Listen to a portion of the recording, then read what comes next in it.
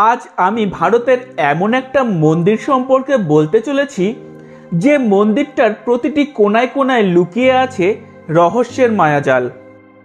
মন্দিরটার সৃষ্টির ইতিহাস থেকে শুরু করে এর স্থাপত্য সবকিছুতেই রয়েছে এমন এক রহস্য যা বিজ্ঞানীরা এখনো পর্যন্ত সমাধান করতে পারেনি।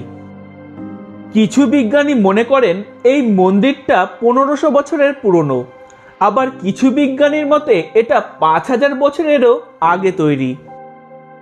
হ্যাঁ, আমি আলোচনা করতে চলেছি মহারাষ্ট্রের ঔরঙ্গাবাদ থেকে 30 কিমি দূরে অবস্থিত ইলোরার সব থেকে বড় মন্দির কৈলাস মন্দির সম্পর্কে।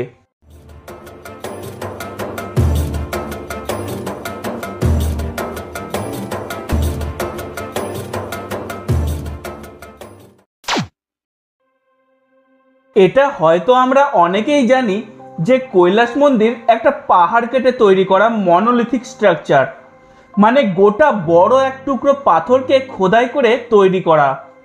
মন্দিরটা তৈরির শুরু থেকে শেষ পর্যন্ত এখানে কোনো রকম দুটো পাথরকে সংযুক্ত করে কোনো কাজ নেই। এই মন্দিরের যা কিছু কাজ সে মন্দিরের ভেতরে কক্ষই হোক কিংবা কোনো মূর্তির ভাস্কর্য হোক, সম্পূর্ণটা একটা পাথর থেকে খোদাই করে তৈরি করা। এছাড়া সাধারণত কোনো স্থাপত্য তৈরি করতে গেলে তার নিচের ভাগ থেকে কাজ শুরু করে এরপর ধাপে ধাপে সেটার উপরের ভাগের কাজগুলো সম্পন্ন করতে হয়।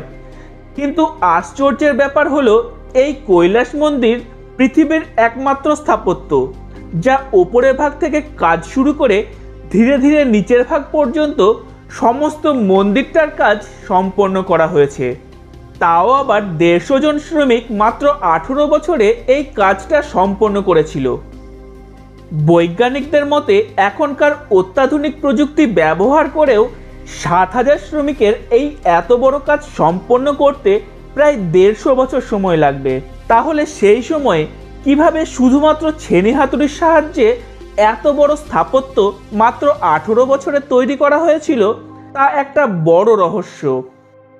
এর থেকেও বড় রহস্যের ব্যাপার হলো পাহাড় কেটে মন্দিরটা নির্মাণ করার পর প্রায় 4 লক্ষ টন পাথরের অবশিষ্টাংশ কিভাবে এখান থেকে বের করা হলো। এমনকি এই এলাকার আশেপাশেও সেই অবশিষ্ট পাথরের চিহ্ন মাত্র কেউ আজ পর্যন্ত খুঁজে পায়নি। এছাড়াও কৈলাস মন্দিরের ভেতরে লুকিয়ে আছে সব থেকে বড় একটা রহস্য, যার সম্পর্কে আলোচনা করার আগে নিখুঁতভাবে পাথরকে খোদাই করে তৈরি করা হিন্দু দেবদেবীদের বড় বড় মূর্তি সহ রামায়ণ এবং মহাভারতের কাহিনী বুকে করে নিয়ে দাঁড়িয়ে থাকা এই কৈলাস মন্দির তৈরির পেছনে যে কাহিনী আছে সেটা জানিয়ে দিই।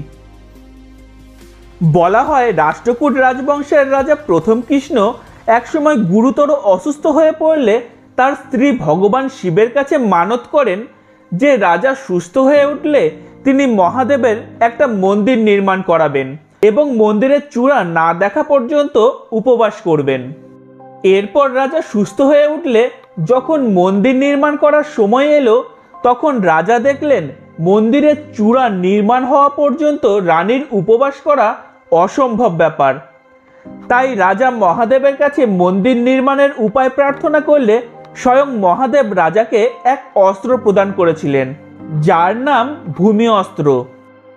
এই অস্ত্রের সাহায্যে মাটি কিংবা পাথরকে বাষ্পীভূত করা যায় এবং নিজের ইচ্ছানুযায়ী পাথরকে বিভিন্ন রূপে নিখুঁতভাবে খোদাই করা যায়। এরপর রাজা সেই অস্ত্র দিয়েই পাহাড়ের ওপর থেকে শুরু করে নিচ পর্যন্ত মন্দির নির্মাণের কাজ শুরু করেন, যাতে মন্দিরের চূড়া আগে দৃশ্যমান হয় এবং রানীর মানত পূরণ হয়। শোনা যায় মন্দির নির্মাণ শেষ হবার পর রাজা সেই ভূমি অস্ত্রটাকে মন্দিরের ভেতরেই কোথাও এক জায়গাতে লুকিয়ে রাখেন।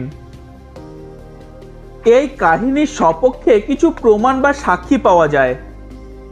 1876 সালে এমা হেনড্রিক নামের একজন ইংল্যান্ডের ঐতিহাসিক বিশেষজ্ঞ তার বইতে লিখেছিলেন তিনি এবং তার সাথে বৈজ্ঞানিকদের একটা দল যখন এই মন্দিরটার বিশ্লেষণ করছিলেন, তখন তিনি এখানে মন্দিরের নিচে এক গুহার সন্ধান পান, যা ছিল একটা বিশাল শহরের থেকেও বড়।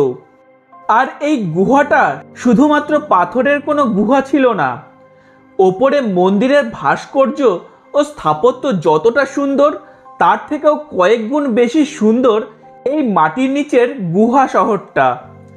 নিচের এই শহরটাকেও খুব নিপুণভাবে পাথর কেটে তৈরি করা হয়েছিল।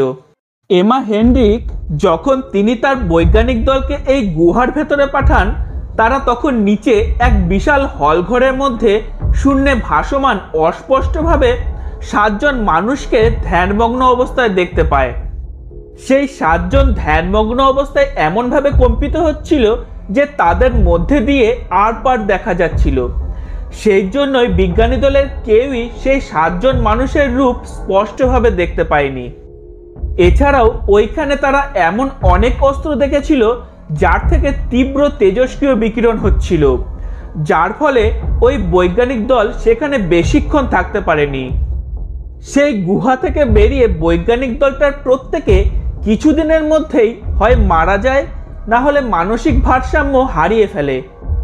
এই ঘটনা প্রকাশ্যে আসার পর অনেকে মনে করতে শুরু করে ওই 7 জন দৈবিক শক্তি সম্পন্ন মানুষ আর কেউ নন, আমাদের পুরাণে বর্ণিত 7 জন চিরঞ্জীবী।